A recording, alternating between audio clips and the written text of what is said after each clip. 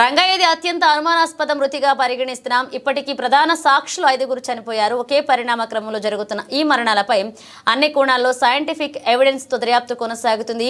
సాక్షుల మరణంపై నిపుణుల బృందంతో విచారణకు మొదలు పెడుతున్నామన్నారు. Good evening sir.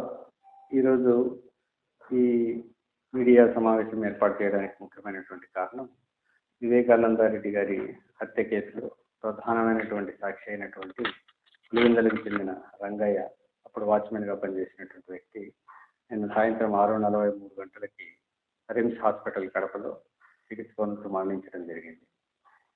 నిన్న మధ్యాహ్నం 12 గంటలకు అస్వస్థతతో బాధపడుతున్నటువంటి అతన్ని పులివెందుల గవర్నమెంట్ హాస్పిటల్ తీసుకుని పోవడం జరిగింది. అక్కడ నుంచి రిమ్స్కి తరలించడం జరిగింది.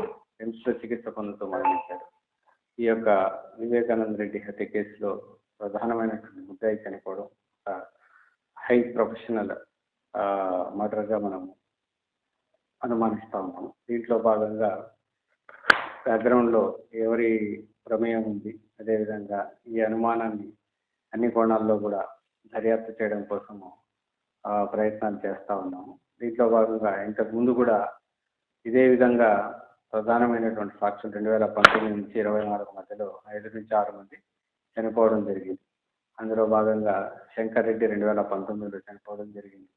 అదేవిధంగా గంగాధర్ రెడ్డి 2022లో చనిపోవడం జరిగింది. వైఎస్ అభిషేక్ రెడ్డి 2024 సెప్టెంబర్లో చనిపోవడం జరిగింది. నారాయణ అనే వ్యక్తి చనిపోవడం జరిగింది. ఇప్పుడు రంగన్న 2025 మార్చిలో చనిపోవడం. ఇంతకు ముందు కూడా సాక్షులు చనిపోయిన క్రమంలో పోలీసులు వాళ్ళ చనిపోయారు, సిబిఐ వాళ్ళ ద్వారా చనిపోయారు అనేసి విధంగా అసత్య ప్రచారం చేస్తూ ఉన్నారు.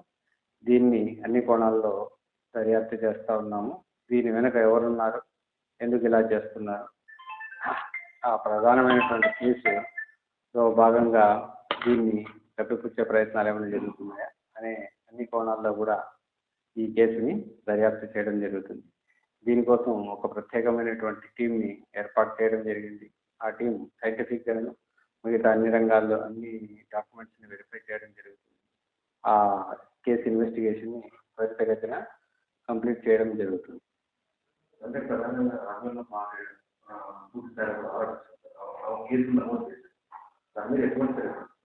ఆమె అనుమానాస్పద కేసు కింద కంప్లైంట్ ఇవ్వడం జరిగింది. ఆమె కేసును బేస్ చేసుకొని అనుమానాస్పద మరణం కింద కేసు రిజిస్టర్ చేయడం జరిగింది.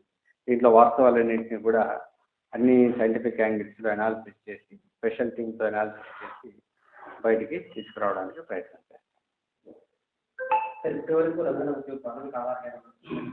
ఇప్పటి వరకు ఇంకా ఈరోజే పోస్ట్ మార్టం కంప్లీట్ అయింది.